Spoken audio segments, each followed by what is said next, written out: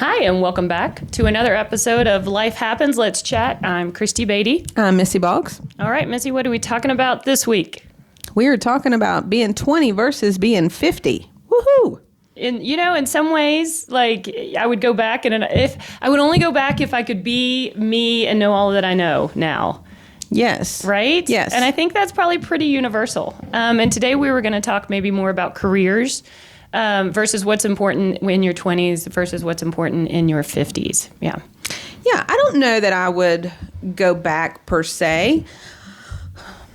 No, I really don't. I don't know that if I really could sit back and look, I don't know. Yeah, I ain't doing that again. Yeah, no, I don't know that I'd want to go back. Partly because the confidence, the empowerment, all of that comes along with age. And I think that's more important for women than it is men. That comes along, I wouldn't give that up for anything. Yeah. And I'm going to apologize before I say this, but I don't give a fuck. I mean, my dad would die hearing that. But that mentality that you gain at 50, that you do not have at 20. Right. That you don't have in your 30s. You may be starting to get a little bit. Right. But I wouldn't give that up for anything. Because saying I don't care isn't strong enough. No. And it doesn't mean that you are giving up on life or that you don't. It doesn't mean you don't care. It just means you are not worried about what other people think, nowhere near as much, if at all. Nope. I really can't think of very many things that I really care what other people think. Well, I think what happens is in your 20s, you do kind of care about what other people think of you. You care about what, like you're judging yourself against society. I think when you get to be 50, you do care about stuff. Right. But you know what it is that you care about. And you know what you are going to give, excuse my French, a fuck about. Right. And anything else, you're like, forget it. You don't care. And I think what happens in your 20s, you care you care almost too much about the world. And by the time you get to be 50s, the things that you care about, for me, I am really big on relationships with my sons, relationships with my partner, relationships with my friends. Yes. And that is really where I am. I want to protect and nurture my relationships. I don't necessarily care anymore about my job title. I have a job. I'm a teacher. It's great. I love it. But I don't, like in my 20s, I wanted to be, if I was in teaching, I might want to be a principal, or I might want to be at the board office in administration. Like that title really meant something to me. And it doesn't anymore. I'm a teacher. I feel like I am contributing to the next generation, and that's what's important to me. And also, again, like those relationships with my kids, and that's what's important to me. And I think that's what happens in your 50s. You kind of narrow down, and it really becomes apparent what is important to you. I think so. And whether that has to do with the idea of time becoming less, right? It's impossible for that not to be part of it, because you do feel like time is getting less and less. So therefore, your time is more important. Right. So you don't want to waste it on things that you don't find important to you. I also think in your 20s, you are trying to figure out who you are. Right. So therefore, what other people think matters. Exactly. More to you, because you're whether it's your job or your title, what those people think matter. Because what if you're trying to get that job? What if you're trying to get into that school? So what if you are trying to get into that friend group, or what if you are trying to date that guy? So you're trying to figure out where you fit in. Yes. So then what this larger group of people think matters. Well, and I think too, we're kind of hitting on the same idea. I think in your 20s, you don't know what you value yet. Right. And that's kind of how it should be. You don't know what you're going to do. Do I end up with a job that I love, or do I end up with a job that I just kind of do? Right. Do I end up with kids or not? Maybe I don't. Am I a person who loves to garden, or do I not? In your 20s, you're trying to figure out what are going to be your values and what is going to bring you joy. Right. And I think because of that, you do kind of end up spending your energy everywhere. And sometimes the energy goes to places that weren't necessarily fruitful, and sometimes the energy goes into places that really, really end up being there for you for the long haul. Right. And I guess partly what we're saying too is that's life. Yeah, that's like your 20s. Yeah, that's like life your happens. 20s. Yeah. And we're chatting about it. And we're chatting about it. Yeah. And there's nothing wrong with that. And partly what we're saying too is that you get through that. Yes. There is something better on the other side. And I think that's what we're trying to say too, is when we talked about how this podcast come about, and Christy was talking about it being my midlife crisis podcast. When I think about midlife crisis, I think about the gray-headed man that left his wife and his kids to go buy a sports car. Like it's got a negative connotation. And I'd like to flip that script a little bit, because to me, it could be more of a midlife reflection. Midlife reinvention. Yes. Yep. Reevaluation. So midlife there needs to be just another word, because it doesn't have to be a bad thing. And that's where I would like to go with that. Like, to me, it's more empowering. Like, I have really kind of adapted and I'm not even sure really what the word, like, I have been so okay with the turning 50, more than what I ever thought I would be. Like, I just think, and it's taken me a while. Like, we are headed towards 51, but I really think like there is just an empowerment to it. And part of like, there's other women that I have kind of kept up with that I follow, where like a lot of their life is starting, or their second chapter is starting at 50, 60, even 70. Yeah. Well, so, didn't Martha Stewart, like, she didn't become even remotely, or she became really, really famous, I think, into her 50s, maybe even into her 60s. Oh, yes. I read the book, was it Let Them? Yeah. It's over there behind us. Yeah. The Let Them Theory by Mel Robbins. I recommend that book too. I don't care if you're 20 or 50. It doesn't matter. That is a great book. And it kind of inspired a little bit of this. But same thing. She was, I think, 56. I hate to quote somebody's age. I'm not sure. She was older when she kind of found her path with all this, she had a theory before the Let Them theory as well. But yeah, I think the idea of 50 and life is over is such a absolutely. It's bogus way of thinking. So I had a grandmother that passed away at 103. So I'm not even midlife yet, man. Because I've always... You're just starting to get... I just get warmed up. And I've always thought that I was going to take after her. So I just have this feeling that I'll be around for a while. And yeah, you absolutely don't slow down. It is absolutely a lot different in your 20s. And we can talk about our career paths and kind of what we wanted at 20 versus maybe what we want at 50. Yeah, so we had to have met at 23-ish. Yeah, probably. I got married at 20s. Yeah. So what was your career path when we met? I was doing fitness, and I realized at that time I could not do fitness. I was also training for triathlons. Like, it was just a lot on my body. And I was like, I've got to do something else. I had a degree in psychology. I had certifications in fitness. I was like, I need to do something else. Actually, I thought about being a teacher. Yeah. I did at that time. And I went to the community college, and I was going to try to figure out what it would take for me to be a teacher, like how much. And when I went to talk to the counselor there, she was like, hey, we're starting an MBA. Is that something you'd be interested in? And I wasn't really, at the time, I wasn't really interested in getting my MBA. And I was like, but in order to get like the teaching, go back and get the teaching would be like another 2 years. Like not enough of my credits were going to transfer. And I thought, all right, well, let's try the MBA thing. And I went in it too with the idea to move up into management of fitness so that I'm not kind of doing it every day. And so that was kind of the reason for it. And then of course, my work history is vastly different from Missy's. She stayed in kind of one career her whole time. But I ended up doing some fitness management. I ended up doing some accounting. I ended up at a bank for a number of years. I was even in tourism.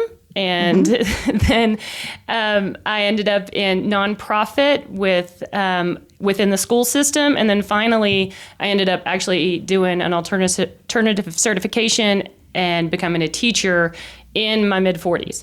So I have had lots of career transitions. It's not exactly what I thought was going to happen in my 20s at all. Like I said, I did want kind of a big title. But I didn't have like this burning desire to be really anything. It was really kind of a lifelong pursuit of oh, this is interesting, let me try this. Oh, this is interesting, let me try this. Oh, this is interesting, let me try this, is kind of what my career path has taken me on. And what I did learn through it, and now being in my 50s, for me, I do want to feel like I'm making the world a better place. That's important to me. I do want to feel like the world is going to be better because of me. Not to give people who are in banking a hard time. I did not feel that in banking. Right. I really didn't. And I do feel that in teaching. And so for me, that's important. Like, I'm going to leave this world better than what I found it. Hopefully teach some 10-year-olds some math. Right. Every year I try. No, I think that teaching is one of those very admirable positions, and it's something that I could not do. So as a kid, I remember wanting to be a teacher because, you got the I think everybody wants to be a teacher when they're a kid. It's the only job you know. It's what you know. Because you see it every day. And you have definitely had a teacher that sparked something you knew that absolutely. you liked. And so you come home and you mimic that teacher. At least I did during the summer because, like say, they sent the books home with you, that extra books they were getting rid of. And I've seen Bella do the same thing. One year she came off the bus and she was weighed down with those extra books. And I thought, if they ever do that again. But James came home with a printer one time. Like, he had it on the bus. Like, his teacher was getting rid of it. And he's like, Mom, I got a printer. And I'm like, okay. Bella just come home with a ton of books. And she played school. And I did that. But it's funny is that one of my teachers also let me know that you never want to do that. So, no, I knew. But it was a teacher that still influenced you? Yes, influenced me into doing what I wanted to do. When I was in high school, I took some accounting. I don't know if they were accounting. They were Excel. It was definitely some sort of business class at the VOTEC. And from 11th grade on, I knew. So there was never any fluctuation of what I wanted to do. And when I got into it, I don't know, at this point I feel a passion for it because I feel like I'm helping people. Right. And I am a people pleaser. I am let me say yes to everything. If somebody needs something, I say yes to that. So my job satisfies that. Right. So it works for me. So I have never veered from that. We also had family businesses. My family had a salvage yard for 30 years. And so I was part of that. So that's my diversity in the work. But you know what? You don't necessarily need diversity. And if there are any 20-year-olds listening, there is no necessarily right path to get from your 20s to your 50s career-wise. No. Like, I took, 5 different lanes and Missy stayed in one lane. Yeah. And that's fine. And that's great. And there is no necessarily right or wrong way to move through career paths, through trying to figure out what you want to do. And figuring it out as you go along. And because there's people who, I do notice, sometimes there are people who really have always wanted to be this. Right. My sister was that way. She went to college to be a PT. She still is a PT. She's an excellent PT in Seattle. And not me, I don't know, and tried to kind of figure it out along the way. And so I think people like you are lucky and know what you want to do and find that path. And some people, it might take a little longer. I think as long as you are on a path. Yeah. You can change lanes. Just be on a path. Oh, absolutely. Yes. Just pick a path. Pick a path, at least for now. Pick a path. It's just as long as you're moving. As long as you're moving. That was one of the things I seen the other day, and I'll be almost like a Friends reference. Yeah. Pivot.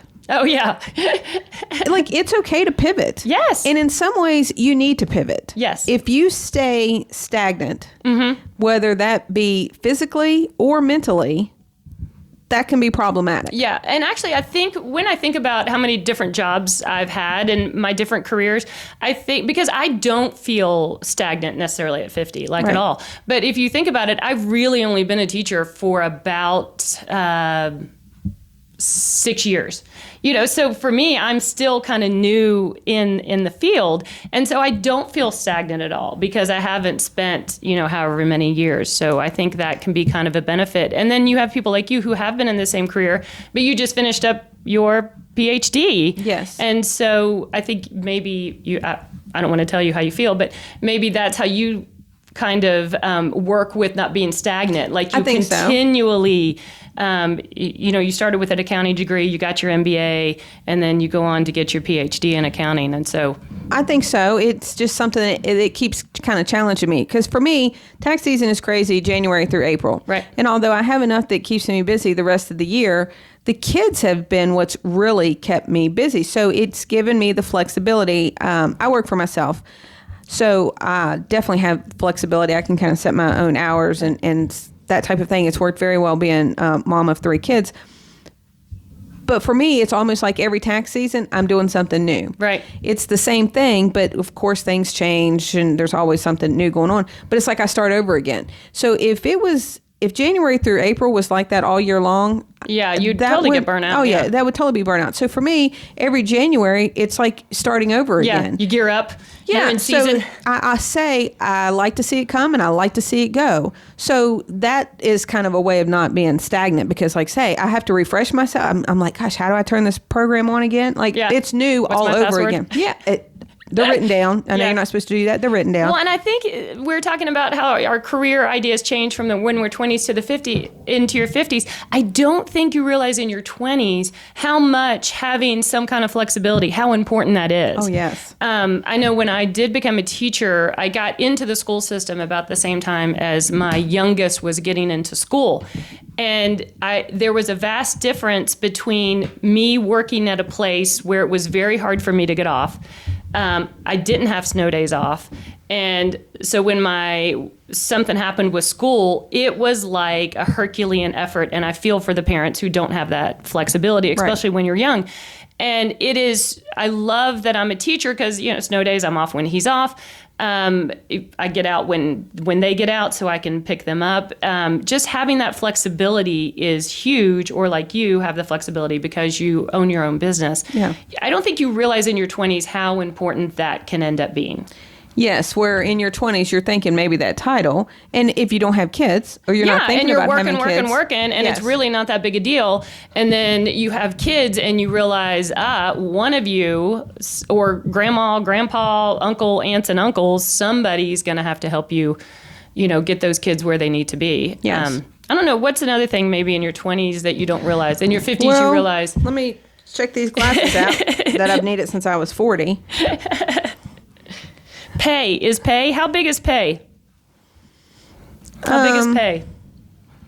From your 20s to your 40s, or 20s to your 50s. I do think in your 20s, just society tells us. One thing I think in your 20s, I think sometimes you think you should start out making these big amounts of money. Well, and my guess is that people, when we were 20 versus what people in their 20s now think, would probably be vastly, and what could constitute a lot of money? Yeah, is vastly different. Yeah, is vastly different. Yeah, I do remember, like in my 20s, I wanted a title. You also want like a lot of money. Yes. And who doesn't? I would still take, if this takes off. Anybody wants to advertise or pick us up? Well, yeah, I'm still not adverse to money, but yeah, just like as long as once you get kind of to your 50s, as long as you kind of have enough. You realize that having enough that maybe is okay, and this is how I feel, maybe is okay to trade for too high of a stress, or less of flexibility, or, maybe doing a job where you don't feel like maybe it's going against your core values. Like I said, that I do want to feel like I'm making the world a better place. Because now you have come back to realizing what's really important. Exactly. Yeah. So, I do think that is a change that happens from your 20s to your 50s. Because I do remember being in my MBA being like, yes, I'm going to have an MBA. I'm going to make tons of money. I'm laughing because I don't think this existed. Well, something like this has always existed. But I'm just like, well, now, if you want that extra money, like, isn't there like OnlyFans or fans only or something? Yeah, just like take some pictures of your feet for a little bit extra money. Do you want to see my feet? Yeah. Whatever that is. So. I will say, my mom said you always should have a skill. And you should have a job and have a skill. And I am living proof of that. My longest running job, I've had all those jobs. You know what my longest running job is? Fitness. Yes, I have taught fitness in some form or another, literally for 30 years, even if it's just on the weekends, and even if it's just making $25, teaching a water aerobics class. That is my skill. That is my little bit of a side hustle that I've had my entire life. I like that. I think that you need to be able to have something that you can go and get a job with. Yeah. Maybe that job only buys you some bread and some bologna. Yeah. I mean, in all honesty, but you need to have something that allows you to provide something. Now, that doesn't mean it provides you a 5,000 square foot house and vacations to Greece, but some skill that you can fall back on at all times. I agree with that. And if it wasn't accounting, what's yours? Oh, if it wasn't accounting, you know what my dream was? I wanted to be like a wedding planner. Yeah, I can see you do that. Absolutely. And if I could like have something on the side or something. So of course I say that, and I don't know if I want to put up with Bridezilla type people, but yes, that would be my little side hustle. No, you could definitely do that because you're very organized. Yes. You're obviously the money part of it would not be a problem. And yeah, back in the day, you used to put together some parties for people's, bridal showers and baby showers and stuff like that. So yeah, so absolutely. I like that sort of thing. But then I would be that person I might get fired because that would be the review. Before I walked down the aisle, she asked me if I wanted to... if I still wanted to get married. That's a service we offer for free. I did not charge her extra for that. There was a car waiting out back for her. Just so people who maybe missed our earlier podcast, I have been married twice. In my first marriage, which lasted about 3 years, as I was getting ready to walk down the aisle, have the dress on, the veil on, the entire church was full. Missy was like, hey, are you sure you want to get married? I have done that to other people too. So just so you know, any family members out there who are worried about somebody getting married, Missy will come and ask Call your me. person. I'll do it for actually, I would just do it for free. She'll do it for free. Just invite me. It's just something she likes to do. Invite me to the wedding, and let me just come to the reception because there should be a reception whether the wedding happens or not. Exactly, right. You can always have the reception. Yeah, let me have wedding cake.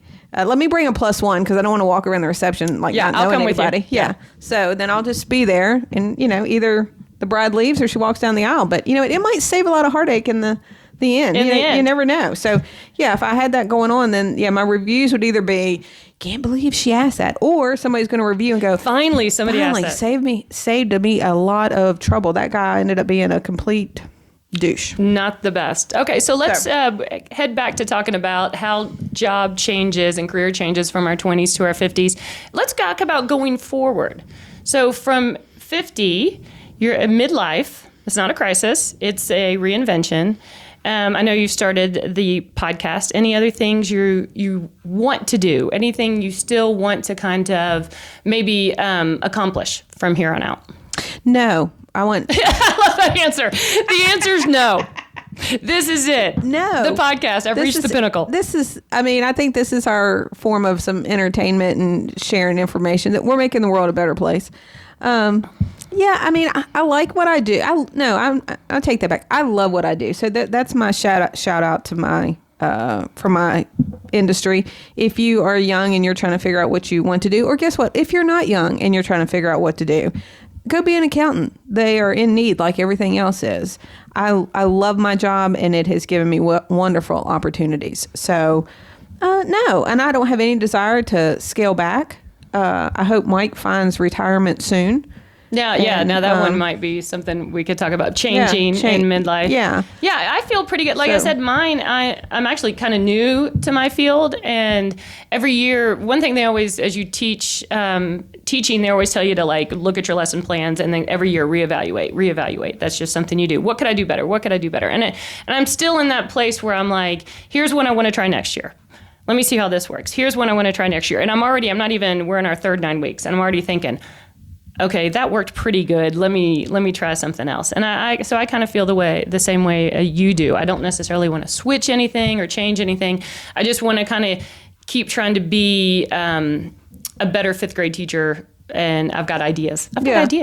No, career-wise, I feel good. I want to change more life things. Gotcha. Even like as we had talked in the previous times, hiking and pickleball, that sort of thing. I want to change, because say my kids are getting older. So this summer they will all transit. Gosh, I'll have 2 in their 20s and 1 a teenager. So yeah, at some point that transitions into somebody's going to get married one of these days. Somebody's going to have kids one of these days.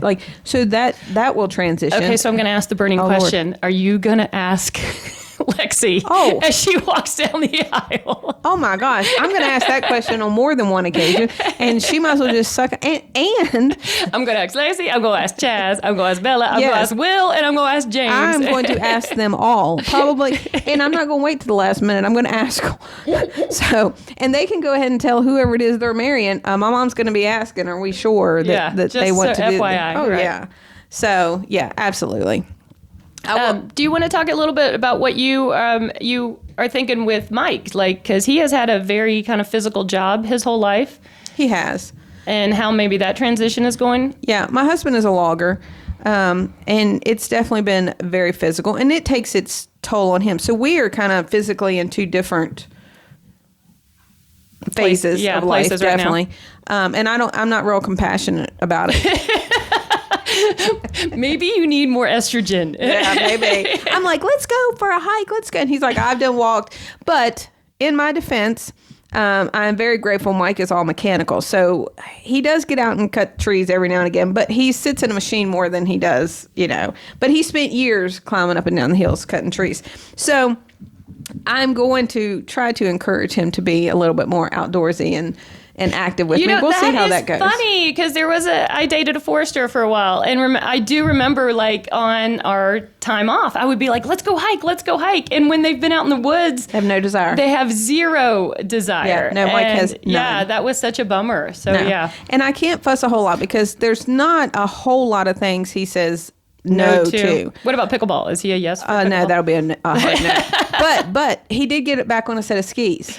Yeah, that's right. You were talking about so we that. actually went skiing twice this year, and he did very, very well with that. So I can't complain there. But still, a transition into just a different aspect of life where, and what that may be, but at least we're talking about it. Like I say, Right, it can't yeah. happen unless you start talking about it. Right. So we'll see how that transition goes, and I will definitely keep you guys posted. Right now, we're still alarm going off at 4:30 in the morning, and Heading out the day for working a full day in the Yep. woods. Yep. Yep. So, and we keep talking about retirement. Well, So good on you woohoo. for being his partner in that discussion. Yeah. And trying to, be in it with him together as you move forward. Because work can define you. Yep, absolutely. Especially for men, I think. Yes, and he is defined as being a logger,